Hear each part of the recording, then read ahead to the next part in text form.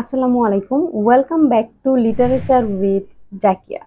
আজকে আলোচনা করব 20th সেঞ্চুরির বিখ্যাত পোয়েট উইলিয়াম বাটলার ইয়েটসের কবিতা sailing to Byzantium. Sailing to Byzantium অর্থ হচ্ছে বাইজেন্টিয়ামে যাত্রা। ডব্লিউ.বি. ইয়েটসের লাইফ ডিউরেশন হচ্ছে 1865 সাল থেকে 1939 সাল পর্যন্ত। সাহিত্যে ডব্লিউ.বি. ইয়েটসের রয়েছে বিশাল অবদান, যার দরুন তিনি 1923 সালে সাহিত্যে নোবেল পুরস্কারও পেয়েছেন। তিনি একাধারে একজন পোয়েট, ফিলোসোফার এবং একজন প্লেরাইট।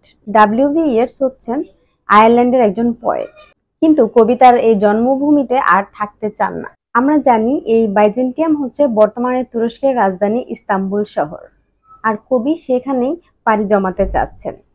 ইস্তাম্বুল শহরকে অর্থাৎ তৎকালীন বাইজেন্টিয়ামকে তিনি আর্ট এবং কালচারের একটি শহর বলে আখ্যায়িত করেছেন।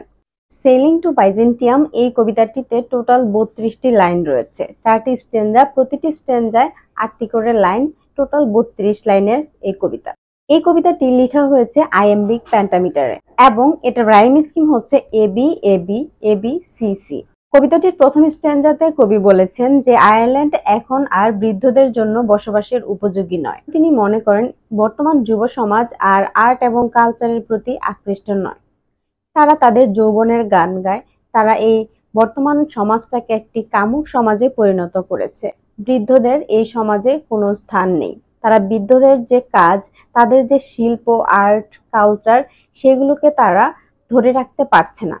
সুতরাং কবি চাচ্ছেন না আর আয়ারল্যান্ডে থাকতে, তিনি চান বাইজেন্টিয়ামে পাড়ি জমানোর জন্য। দ্বিতীয় স্ট্যাঞ্জাতে দেখা যায় কবি নিজেকে বাইজেন্টিয়ামে একটি সোনার পাখি হিসেবে কল্পনা করেছেন, যা হচ্ছে ইমর্টালিটি এবং শিল্পের প্রতীক।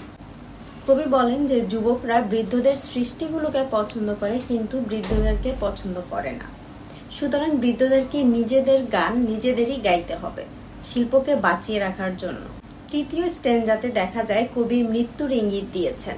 তিনি বলেছেন যে মৃত্যু অনিবার্য, এবং তিনি এটাও ইঙ্গিত দিয়েছেন যে তার মৃত্যু ঘনিয়ে আসছে, কারণ তিনি বৃদ্ধ হয়ে গেছেন এবং তার শারীরিক অবস্থা ভালো নেই। কিন্তু তিনি তার সৃষ্টি, তার শিল্পের মাধ্যমে বেঁচে থাকতে চান, যা তাকে অমর করে রাখবে আজীবন। এজন্যই তিনি বৃদ্ধদেরকে বাইজেন্টিয়ামে পাড়ি জমানোর জন্য আমন্ত্রণ জানান। চতুর্থ স্ট্যাঞ্জা অর্থাৎ লাস্ট স্ট্যাঞ্জায় দেখা যায় যে কবি স্থায়ীভাবে বাইজেন্টিয়ামে থেকে যাওয়ার সিদ্ধান্ত নিয়েছেন, কারণ সেখানে মানুষকে তার বয়স দিয়ে নয়, তার কর্মের মাধ্যমে বিবেচনা করা হয়। অর্থাৎ সবশেষে কবি মানুষের এই ক্ষণস্থায়ী জীবনে তার সৃষ্টির মাধ্যমে অমরত্ব লাভের বিষয়টি তুলে ধরেছেন, কারণ মানুষ সারা জীবন বাঁচবে না, কিন্তু তার সৃষ্টিগুলো বেঁচে থাকবে। এই ছিল আজকের আলোচনা। আশা করি কিছুটা হলেও বুঝতে পেরেছেন। যদি কোনো প্রশ্ন থাকে অবশ্যই কমেন্ট বক্সে জানাবেন। And if you guys haven't yet subscribed my channel, then do subscribe it and hit the bell icon. Thanks for watching.